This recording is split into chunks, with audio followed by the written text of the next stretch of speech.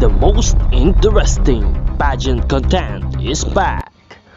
Nel 2204, your pageant blogger host. Subscribe. Magandang araw Pilipinas! Naglabas na ng kanilang pinakabagong editorial ranking ang Reyna na pinamagatang The Yardstick, kung saan kanilang sinuri ang mga kandidata ng Reyna Pilipinas base sa kanilang performance, presentations, styling, impact at overall momentum na ginanap o sa ginanap na grand reveal. Ayon sa Reyna, hindi ito prediction ng magiging panalo sa Coronation Night, kundi isang batayan kung sino ang pinakamalakas ang dating at pinakamalaki ang naging impression sa kasalukuyang yugto ng kompetisyon. At ngayon, alamin natin ang top 15.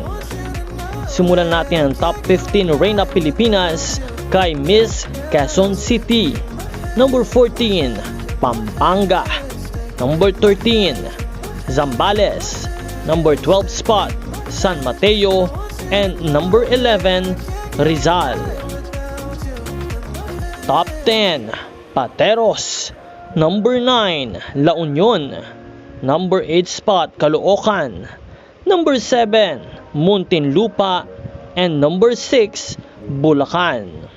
Ngayon naman, alamin natin ang top 5 Reyna Pilipinas contender. Number 5, Manila, na naghatid ng isa sa pinaka-iconic na reveal ng gabi. Matapang, theatrical at kakaiba ang kanyang konsepto. Buo ang kanyang commitment sa performance, kaya naman isa siya sa pinaka-pinag-uusapang kandidata matapos ang grand reveal. Pang-apat ang Camarines Sur, na ayon sa Reyna ay isa sa pinakamagandang mukha ng batch ngayong taon. Sa bawat paglabas niya sa entablado ay agad siyang napapansin. Gayunpaman, malaking tanong pa rin kung makakasabay siya sa mga veteranong kandidata sa mga susunod na bahagi ng kompetisyon. Pangatlong pwesto, Palawan, na humanga sa marami dahil sa kanyang eleganteng butterfly-inspired reveal. Ang konsepto ng paglabas ng paru-paro mula sa cocoon ay nagbigay ng mas malalim na kahulugan at mas malaking impact sa kanyang presentasyon. Sa pangalawang pwesto ay nakuha ni Mandaluyong, na tinawag nilang Revelation of the Night. Wala mang engranding props, nakuha niya ang atensyon ng lahat sa pamamagitan ng kanyang natural na karisma, kumpiyansa at makulay na personalidad.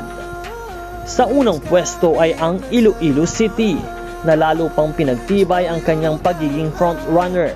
Ayon sa Reyna, taglay niya ang isang poise, commanding at charming na presensya na tunay na namangayagpag sa entablado. Kayo mga ka-pageant fans, sang-ayon ba kayo sa naging ranking ng Reyna? Sino ang para sa inyo ang tunay na nag-set ng standard sa grand reveal ng Reyna Pilipinas? Ibahagi ang inyong opinion sa comment section at huwag kalimutan na mag-subscribe dahil patuloy po tayong magbibigay ng mga update at suporta sa lahat ng mga kandidata. Maraming salamat sa panonood. This is Nel 2204 at magkita po tayong muli sa susunod ng mga video.